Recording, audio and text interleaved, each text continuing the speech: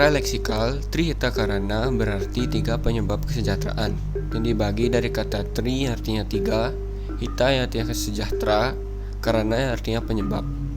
Pada hakikatnya, Trihita Karana mengandung pengertian tiga penyebab kesejahteraan itu, yang bersumber pada keharmonisan hubungan antara lain yaitu sebagai berikut. Yang pertama, perahyangan. Perahyangan adalah hubungan harmonis yang menyebabkan kerukunan antara umat manusia dengan ide Sang Yang Widiwasa atau Brahma sebagai Sang Pencipta atau Tuhan Yang Maha Esa. Yang kedua ada pawongan. Pawongan adalah hubungan harmonis yang menyebabkan kerukunan antara sesama umat manusia. Yang ketiga, palemahan. Palemahan adalah hubungan harmonis yang menyebabkan kerukunan antara umat manusia dengan lingkungannya atau alam sekitarnya.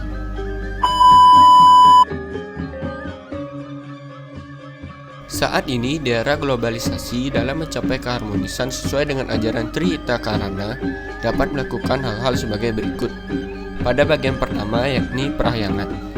Hal-hal yang sering menghambat terjadinya keharmonisan dengan Tuhan yakni selalu melakukan persembahyangan dengan meminta suatu permohonan yang berlebihan, dan jika tidak dikabulkan maka akan menyalahkan Tuhan.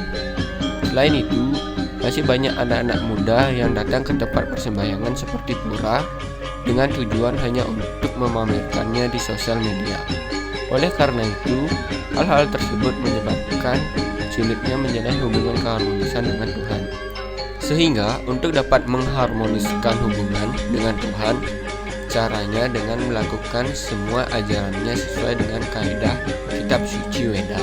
Salah satu cara yang dapat kita lakukan yakni dengan cara bersembahyang dengan khusyuk dan juga selalu bersyukur dengan apa yang telah diberikan oleh Tuhan dan tidak pernah mengeluh dengan apapun cobaan yang telah diberikan oleh Tuhan. Pada bagian kedua yakni pawongan. Hal-hal yang sering menghambat terjalinnya keharmonisan antara sesama umat manusia yaitu rasa iri dengki, egois, sombong, dan sifat-sifat buruk lainnya.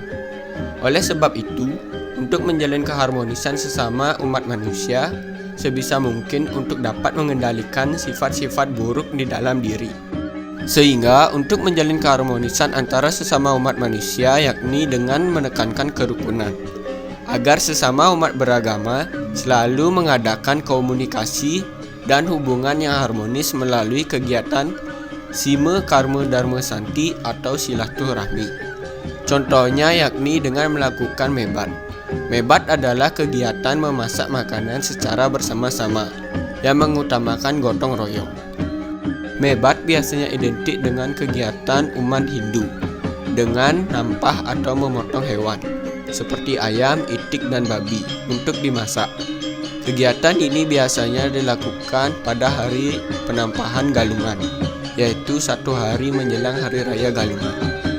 Selain sebagai yatnya, masakan hasil mebat juga dapat dibagikan kepada tetangga sekitar, sehingga terjalinnya keharmonisan antara sesama umat manusia yang cukup luas.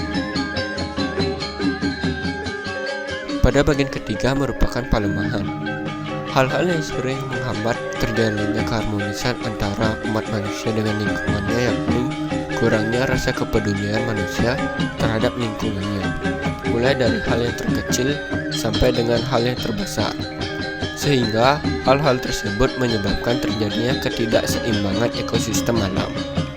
Oleh sebab itu, pentingnya kesadaran manusia dalam menjaga keadaan ekosistem alam dengan melakukan membersihkan lingkungan, membuang sampah pada tempatnya, menegur seseorang yang membuang sampah sembarangan, menyirami tumbuh-tumbuhan, tidak membakar hutan secara sengaja, tidak menebang pohon secara sembarangan, dan lain sebagainya. Selain itu, untuk berterima kasih kepada alam, umat Hindu percaya dengan melakukan yatnya sese terhadap lingkungan sekitar.